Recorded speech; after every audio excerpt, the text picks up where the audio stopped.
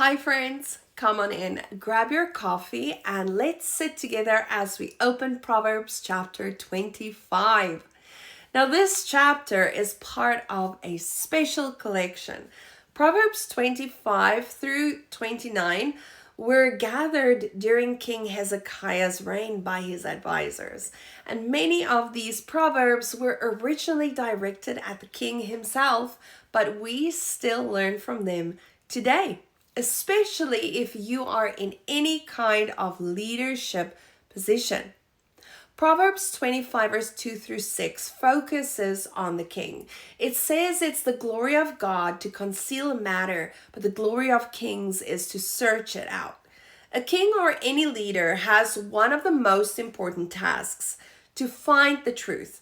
A wise leader seeks advice from good advisors, but they must be aware of wicked people in places of influence. Bad counsel can lead a whole nation or organization astray. So leaders need to be careful who they listen to and who they surround themselves with. In Luke 14 verse 7 through 11, Jesus uses one of these proverbs in a parable, and he saw people at a banquet choosing the best seats for themselves, and he said, when someone invites you to a wedding feast, don't take the place of honor. Someone more distinguished than you may have been invited. If so, the host who invited both of you will come and say to you, give this person your seat, then you will be humiliated. Instead, take the lowest place. When your host comes, he may say, friend, move up to a better place. Then you will be honored in front of everyone. The point is this: we should not seek honor for ourselves. It's better to work quietly and faithfully on the work that God has given us to do. When others notice our life is above reproach, honest, humble, hardworking, they will honor us.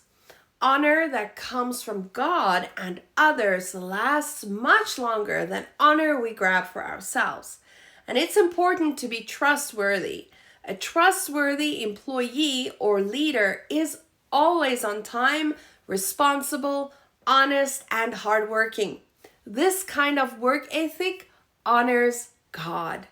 It's a literal application of Colossians 3 verse 22 through 24. Whatever you do, work at it with all your heart, as if working for the Lord, not for human masters. It is the Lord Christ you are serving. When we work like that, faithfully with integrity, God sees it and it pleases him. We all have people who don't like us, who hurt us, or who treat us badly. But that's no reason for us to treat them badly in return.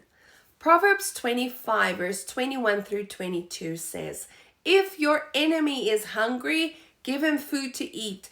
If he is thirsty, give him water to drink. In doing this, you will heap burning coals on his head, and the Lord will reward you. Paul quotes this in Romans 12 verse 19 through 21.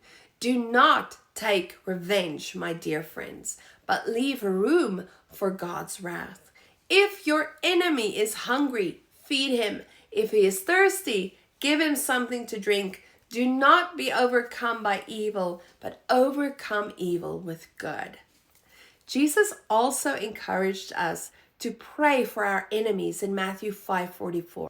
Paying evil with good acknowledges that God is the only righteous judge. We trust him to decide what is best when we are treated poorly. We don't have to get even. He handles justice perfectly. A godly leader seeks out the truth, trusts good advisors, has an excellent work ethic, lives with humility, and leaves vengeance to the Lord. And that is the pattern we see in this chapter, and it's a pattern that brings blessing. So, let's live this way. Let's seek the truth. Let's work faithfully and stay humble. Treat even our enemies with kindness. Trust God to handle the rest. And that's the wise and godly life that Proverbs 25 points us to. Thank you for joining me today. If Proverbs 25 has encouraged you to seek truth, work with excellence, or show kindness to difficult people, would you please share this video with your friend? God willing, I will see you in the next chapter. And until then, keep living with integrity and humility. God sees it and He honors it. You are deeply, deeply loved. Shalom, shalom.